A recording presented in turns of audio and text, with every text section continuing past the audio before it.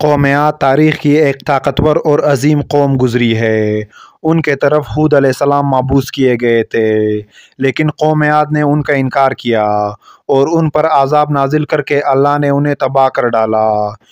قوم عاد ارم نام کے بستی کے رہنے والے تھے، اس لیے انہیں عاد ارم بھی کہا جاتا تھا۔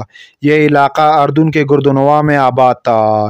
یہ لوگ بہت ہی لمبے قد اور مضبوط قامت کے لوگ تھے۔ اپنی طاقت و قوت کے بل سے یہ لوگ بہت جلد پورے یمن پر قابض ہو گئے۔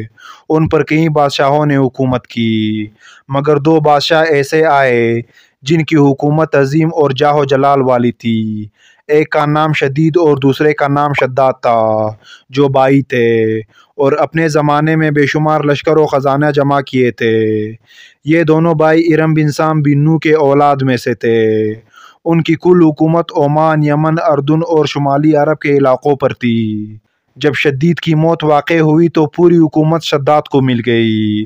اس نے تمام قبائلی سردار اور بادشاہوں کو اپنا مطیع و فرمانبردار بنا لیا اور اس طرح پوری جنوبی عرب اس کے قلمرو میں شامل ہو گئی۔ اس نے اپنی حکومت کو عروج تک پہنچا دیا۔ دنیا کے دیگر ممالک کے بادشاہ اس کے باجگزار ہو گئے۔ اس تسلط اور غلبے نے اس کو اتنا مغرور اور متکبر کر دیا کہ اس نے خدائی کا دعویٰ کر ڈالا۔ اس وقت کے علماء اور پیغمبروں کے پیروکاروں نے اسے سمجھایا اور عذاب الہی سے ڈرایا، مگر وہ کہنے لگا میرے پاس اب دولت و حکومت سب کچھ ہے، اب خدا کی عبادت کی ضرورت نہیں اور میں اب کسی کی اطاعت نہیں کروں گا۔ شداد نے حضرت ہود علیہ السلام کے زبان سے سن رکھا تھا کہ جنت کیسی ہوگی اور اس کی نعمتیں اور خوبصورتی کا کیا عالم ہوگا، اس لیے اس نے زمین پر جنت بنانے کا ارادہ کیا۔ وہ کہتا تھا مجھے اس جنت کی ضرورت نہیں ہے جو خدا نے بنائی ہے، ایسی جنت تو میں خود دنیا میں بناؤں گا۔ لہٰذا اس نے 100 معتبر افراد کو جمع کیا اور ہر ایک کو 1000 آدمیوں پر مقرر کیا اور پورے دنیا کے ماہرین کو ادن آنے کی دعوت دی۔ اس نے اپنے بانجے ضحاک کو، جو ایران کا بادشاہ تھا، کہلا بھیجا کہ جتنا سونا چاندی تمہارے پاس جمع ہے وہ فوراً میرے پاس بھیج دو۔ ضحاک نے ایسا ہی کیا۔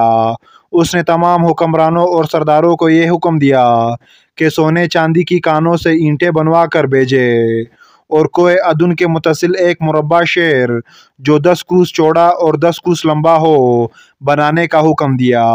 اس کی بنیادی اتنی گہری کھدوائی کہ پانی کے قریب پہنچا دی، پھر ان بنیادوں کو سنگ سلیمانی سے بھروا دیا۔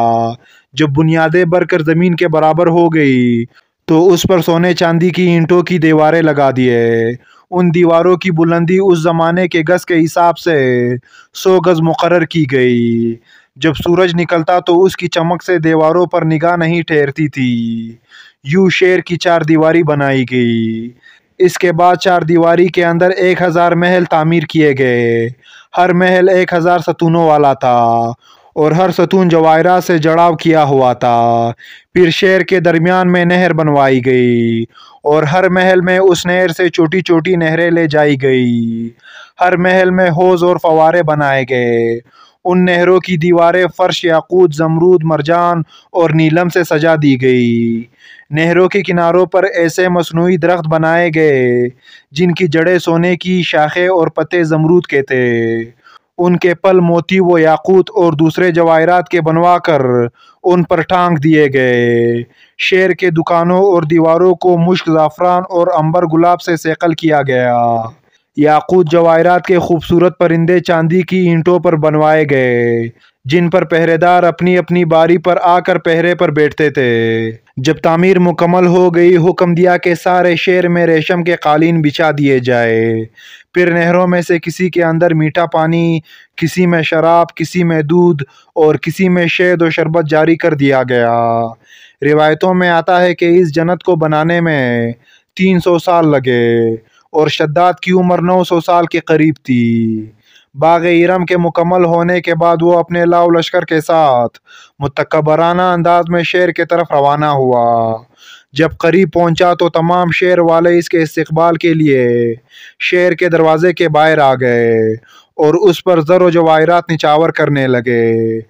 ابھی اس نے گھوڑے کے رکاب سے ایک پاؤں نکال کر دروازے کی چوکھٹ پر رکھا ہی تھا کہ اس نے ایک اجنبی شخص کو اپنے قریب کھڑا دیکھا۔ اس نے پوچھا تو کون ہے؟ اس نے کہا میں ملک الموت ہوں۔ پوچھا کیوں آئے ہو؟ اس نے کہا تیری جان لینے۔ شداد نے کہا مجھ کو اتنی مہلت دے دے کہ میں اپنی بنائی ہوئی جنت کو دیکھ لوں۔ جواب دیا مجھ کو حکم نہیں۔ کہا چلو اس قدر ہی فرصت دے دو کہ گھوڑے پر سے اتر آؤں۔ جواب ملا اس کی بھی اجازت نہیں۔ لہٰذا شداد کا ایک پاؤں رکاب میں اور دوسرا چوکھٹ پر ہی تھا کہ ملک الموت نے اس کی روح قبض کر لی۔ پھر حضرت جبرائیل علیہ السلام نے بڑے زور سے ایک ہولناک چیخ ماری کہ اسی وقت تمام شہر اپنی عالیشان سجاوٹوں اور محلات کے ساتھ زمین بوس ہو گئی اور اس کا نام و نشان باقی نہ رہا۔ علماء و مورخین نے کتابوں میں لکھا ہے کہ بادشاہ اور اس کے لشکر کے ہلاک ہو جانے کے بعد شہر بھی لوگوں کی نگاہوں سے اوجھل کر دیا گیا، مگر کبھی کبھی رات کے وقت ادون اور اس کے ارد گرد کے لوگوں کو اس کی کچھ روشنی اور جھلک نظر آ جاتی ہے۔ یہ روشنی اس شہر کی دیوار کی ہے۔